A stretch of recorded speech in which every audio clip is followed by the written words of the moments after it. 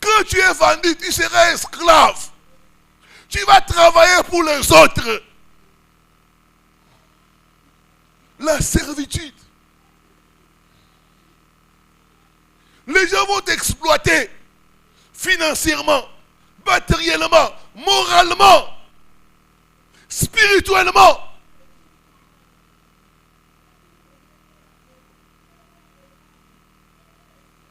Quand ils sont bénis, ils t'oublient parce que toi tu es vendu.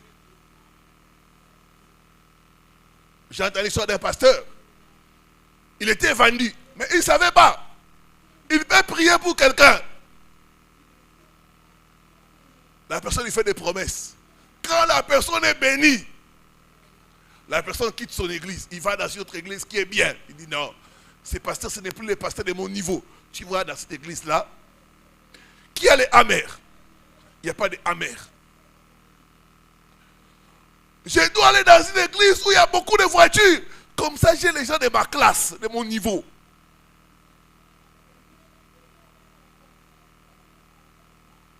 Et la personne le bloque. Toujours comme ça, toujours comme ça. Quand il est entré en profondeur, il a découvert que dans la sorcellerie familiale, on l'avait vendu. Ma prière ce soir, toute vente de ta vie, de ton étoile, soit annulée par le sang de Jésus. Soit annulée par le sang de Jésus. Alors que tu dis Amen, ta vie est rachetée. Alors que tu dis Amen, tu es libéré.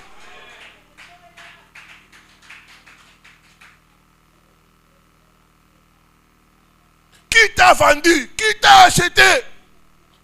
Un des signes pour savoir que tu es vendu, tu deviens esclave. Tu es esclave.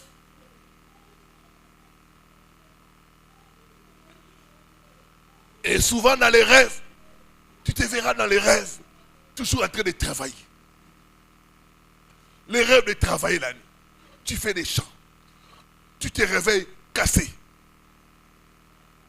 Ça, c'est le signe de quelqu'un qui est vendu. On m'a raconté l'histoire de quelqu'un qui avait une ferme. Et dans cette ferme-là, on ne voyait jamais les ouvriers. Mais la ferme est prospérée. On dit, mais où sont les gens qui travaillent ici? Personne. Comme le monsieur était dans la sorcellerie, il achetait. Lui, c'était un acheteur. Il achetait les gens, il les faisait travailler la nuit. Sur le plan mystique.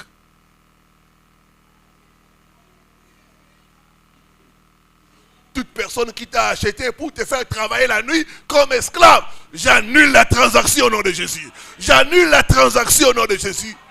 Dis après moi, ma vie n'est pas à vendre. Ma vie n'est pas à vendre. Mon étoile n'est pas à vendre. Oh non!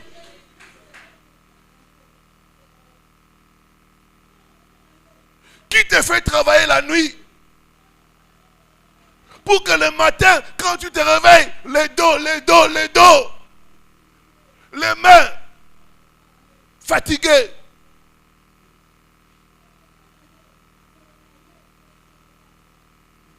Ça, c'est le signe que ta vie est vendue.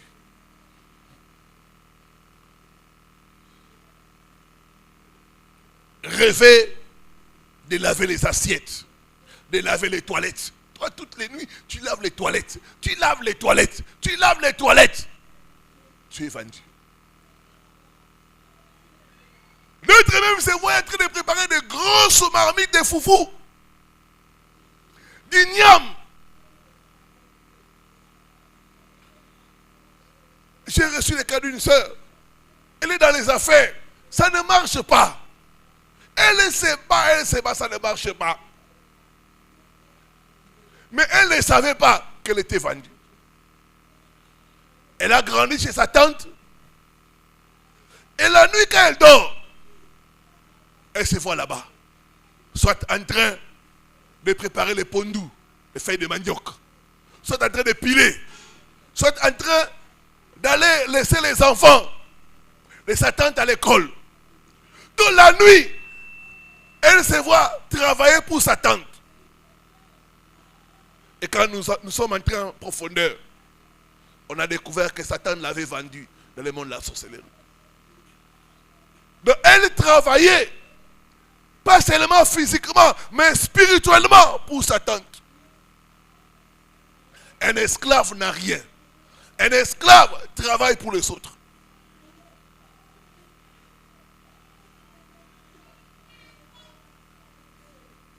Qui t'a vendu? Qui t'a acheté les rêves de travailler la nuit? D'autres sont là. Quand tu dors, tu te vois chez ton ancien patron. Tu es là. Chez ton ancien patron, tu travailles. Tu entres au bureau, tu traites des dossiers, mais tu es chez ton ancien patron. Tu as quitté celui-là il y a longtemps, 10 ans, 20 ans, mais tu es là-bas. Ce patron-là t'a vendu. Il y a des patrons, il y a des boss qui vendent leurs travailleurs. Il ne te fait pas seulement travailler la journée, même la nuit. Tu travailles. Lui, il monte. Et tu constateras, cette personne-là, tout l'argent qui te paye, tu n'arrives pas à t'organiser. J'ai reçu le cas d'une dame comme ça. Elle était vendue chez sa patronne. Elle travaillait chez une dame.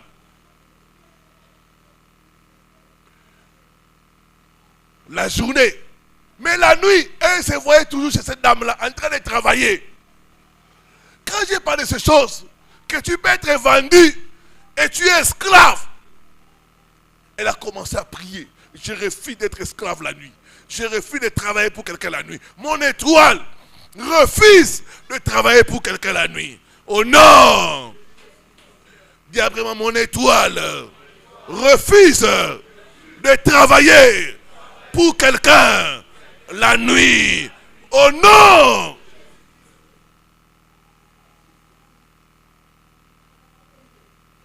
Cette dame-là la payait bien. Elle avait beaucoup d'avantages. Mais l'argent là, ça ne restait pas. Elle ne faisait rien avec l'argent. Qu'elle a suivi les enseignements, elle a commencé à prier, à refuser.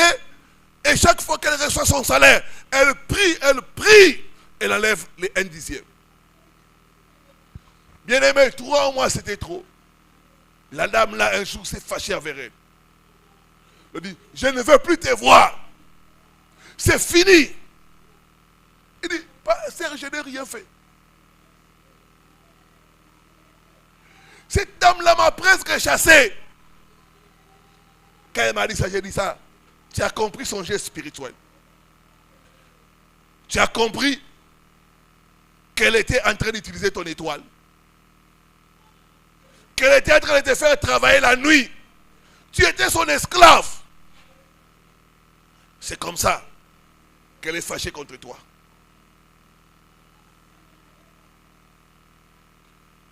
Dis après moi, tout contrat de vente qui me lie à une personne vivante ou décédée, que ce contrat soit résilié, soit résilié, soit résilié au nom de Jésus-Christ.